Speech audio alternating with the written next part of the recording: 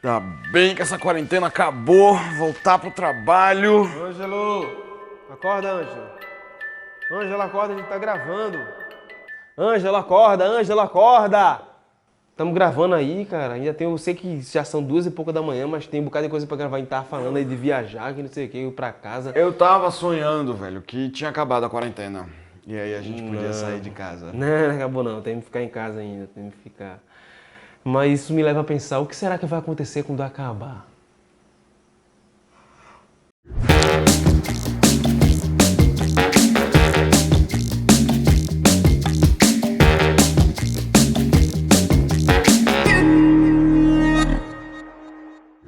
O coronavírus não mexeu apenas com a saúde da população, mexeu com a indústria, com o turismo, com o meio ambiente, com o comércio, enfim, com todas as instâncias da nossa sociedade. Mas, como tudo nessa vida, o coronavírus também será controlado. E depois de tudo isso, quando tudo passar, o que será de nós? Uma das formas da gente prever o que vai acontecer no futuro é estudando os padrões do que já aconteceu no passado. Tutor Tiago, é com você. Pois é, cara, nós temos um histórico sim, na verdade um histórico extenso, né, de crises epidêmicas no mundo. Na verdade, quando eu paro para analisar as grandes epidemias que já passou na história do mundo e comparo com essa pandemia do novo coronavírus, cara, a gente tá se desesperando por uma besteira. Veja, não estou dizendo que o novo coronavírus é uma besteira e a gente não tem que se importar. Eu estou dizendo que em comparação a algumas, ou na verdade em comparação a todas as outras grandes epidemias da história do mundo, a gente não está chegando nem às unhas dos pés. Olha, vou citar algumas aqui para vocês, tá? Ó, se liga. Peste negra é a primeira delas, gripe espanhola, tuberculose, varíola, AIDS, ebola, gripe suína, tifo. Mano, só essas aí, eu acho que se você juntar a quantidade de mortos por causa dessas doenças, só dessas, não preciso nem listar todas assim, porque tiveram muito mais do que essas, mas se eu juntar a quantidade de mortos dessas epidemias, eu tenho a impressão de que passa e muito o número de mortos em todas as guerras da história da humanidade juntos, cara. Deu pra calcular? Veja, tô dando um chute e sem medo de errar, viu, mano? Mas olha, a gente tem que se preocupar com essas coisas mesmo. Então que tal a gente dar uma analisada um pouquinho na história, ver como é que foi o comportamento da sociedade que colaborou para o surgimento das epidemias, né, dessas epidemias, e o que essas epidemias colaboraram para que o mundo fosse diferente, melhor, e inclusive colaboraram para as medidas que estão sendo tomadas contra o novo coronavírus. Fica ligado aí. Tutor Marcondes, de acordo com todo o seu conhecimento adquirido, nós podemos pintar o que será do nosso futuro quando tudo isso terminar? Fala um pouco aí pra gente. E aí, meus amigos, eu tenho certeza que o mundo jamais vai ser o mesmo depois do coronavírus, viu? Porque esse vírus, ele mudou comportamentos. Ó, aqui, eu tô no quarto dos meus filhos, ó. A gente teve que brincar com tudo isso, tinha algumas coisas que a gente nem tinha tocado ainda, e tivemos que colocar os brinquedos, a turma teve que, né, eles tiveram que brincar com a gente, né. Tenho certeza que os pais também mudaram um pouco dos hábitos, descobriram os filhos, tem pais que não sabiam quem eram os filhos, né. A questão da necessidade, né, mas a questão própria da saúde, o hábito de lavar as mãos que já se iniciou no combate a HN1 e aí continua e aumenta mais ainda, mas com certeza as consequências econômicas elas são mais sérias, né? Mas aí a gente fica atentos, né? Por exemplo, uma das cenas que me chocou semana passada foi de um senhor idoso que disse para a repórter aqui de Recife que ele estava se expondo. No entanto, ele tinha filhos para dar de comida. E se ele não trabalhar, quem vai cuidar? Quem vai trazer o pão para dentro de casa? Então é uma questão muito séria, né? Então as consequências, eu acho que elas não podem ser ainda contabilizadas no todo. Mas vamos pensar direitinho, né? Isso é um dos assuntos que a gente vai abordar, tá bom? Nesse projeto Quarentena. Um abraço para vocês. No cenário das previsões científicas, a matemática é uma importante aliada para a gente aumentar as chances de acerto. E aí, tutor Getro, o que a matemática tem a contribuir para a gente entender melhor o quadro econômico pós-crise pandêmica? Meu amigo, olha, confesso que eu estou um pouco preocupado com o período pós-corona.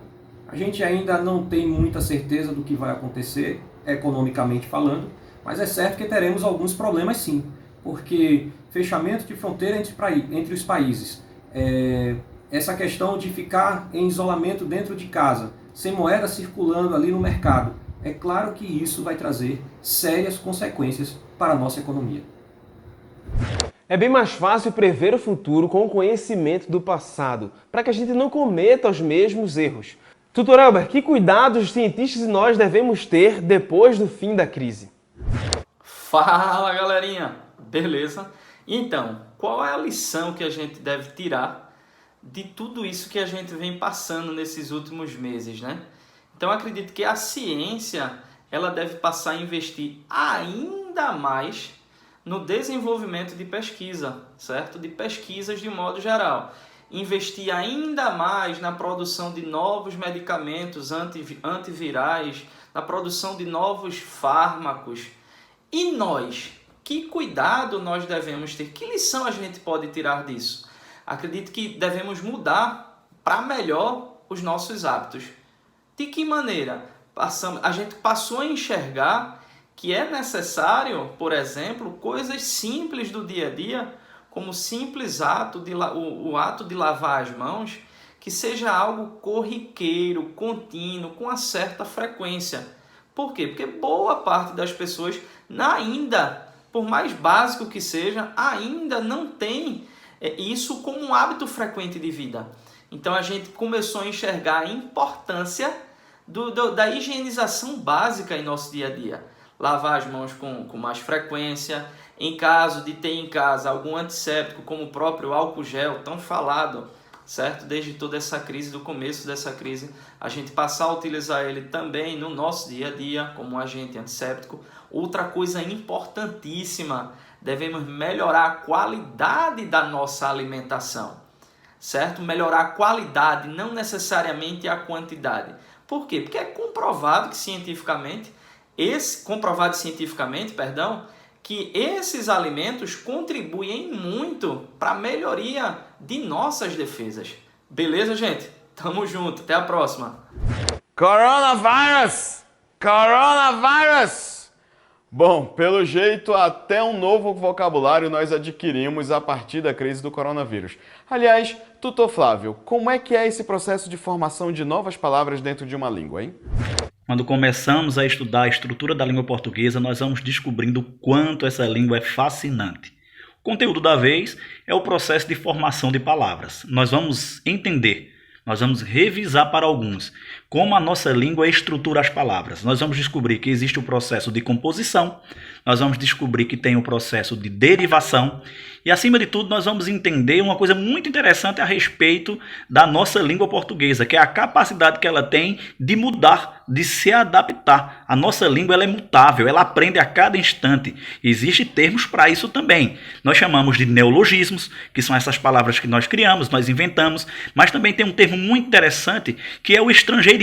É essa capacidade que a nossa língua tem de absorver palavras de outras línguas e se apropriar de cada uma delas. Nós vamos também entender, através desse processo de formação de palavras, algumas coisas curiosas no que diz respeito à área de saúde, já que estamos aqui tratando também do coronavírus. A ideia de que, por exemplo, toda palavra em língua portuguesa terminada em "ite" significa inflamação, você sabia dessa? Por exemplo, se eu tenho faringite, laringite, bucite, estomatite, são alguns exemplos aí de inflamações. Então nós vamos conhecer um pouquinho mais quando estudarmos a estrutura e o processo de formação das palavras. Com tudo isso que está acontecendo, será que nós devemos ficar pessimistas com o futuro? Bom, a ciência não dá conta de prever todas as coisas, né? Então, por enquanto, a situação do futuro ainda é meio incerta. Mas não para Deus, que vê o futuro desde o passado. E se você confia e acredita nele, você consegue perceber a sua mão de amor cuidando de todas essas coisas. E isso leva a gente para a nossa meditação, quando o pastor Tiago vai abrir a Bíblia para poder dizer para a gente o que Deus tem para a gente no futuro.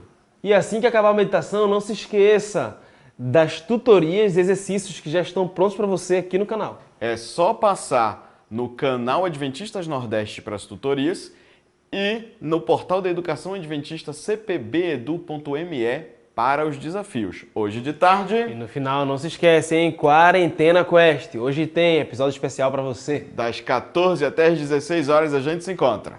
Agora, fiquem com o pastor Tiago. Valeu, galera! Valeu, pessoal! Fique bem. Bom dia pra você, mano. Tudo bem? Eu tava aqui pensando numa frase que eu acho que eu ouvi em certo lugar, não tô lembrado aonde, mas a frase é mais ou menos assim. Pior do que você não aprender com os erros dos outros é você sequer aprender com os próprios erros. Eu tava pensando nessa frase justamente porque, veja só, que adianta de fato a gente estar com todo esse cuidado do mundo nesse momento da pandemia do coronavírus, se depois, quando essa epidemia passar e tudo se acalmar, a gente voltar aos velhos hábitos e aos mesmos erros que até talvez tenham provocado essa pandemia. Você está entendendo onde eu quero chegar? A Bíblia conta a história de uma mulher que ela tinha uma vida de pecado, uma vida errada. E ela até foi pega em flagrante, sabe? A turma conseguiu pegá-la no momento em que ela estava inclusive cometendo o erro dela. Levaram ela para Jesus, jogaram nos pés de Jesus, começaram a acusar ela de todas as coisas que ela estava fazendo e perguntaram a Jesus: e aí, Jesus, o que é que você vai dizer? Jesus, ele perdoou aquela mulher. Ele chegou a falar aqui, Evangelho de João, capítulo 8, verso 11, dizendo assim: eu também não te condeno, vá e não peques mais. Jesus perdoou aquela mulher, porque talvez para Jesus o mais importante não era exatamente o pecado da mulher, porque aquilo podia ser perdoado. O problema estava se aquela mulher iria sair dali e voltar a pecar novamente. Ela iria simplesmente pegar a segunda chance da vida dela, uma nova oportunidade que foi concedida a ela e jogar no lixo se ela voltasse à vida antiga. Por isso que o recado de Jesus era: vá e não peques mais. Então que tal hoje a gente fazer essa oração para Deus? A gente tem uma vida de muitos erros, de alguns pecados, talvez aqueles pecados que a gente olha assim e fica até com vergonha de deixar público, mas nosso coração conhece. Mas a gente gostaria de dar fim a ele. Então que tal a gente pedir a Deus hoje que Ele possa nos libertar desse pecado, que esses erros a gente não cometa mais, que até essas questões do coronavírus, esses costumes novos que a gente está adquirindo agora, que a gente não perca isso de vista, nem quando a pandemia passar. Que a gente possa pensar assim: eu quero ser diferente, eu quero ser melhor, eu quero ser renovado por Cristo Jesus. Vamos orar? Nosso Pai, obrigado pela oportunidade que nós temos, Senhor, de poder ter uma nova vida, uma nova oportunidade em Ti. Sabemos que o Senhor nos perdoa os nossos pecados, então nos ajuda a não voltarmos para os mesmos erros. Te pedimos em nome de Jesus. Amém. Bom dia para você, mano. Até a próxima.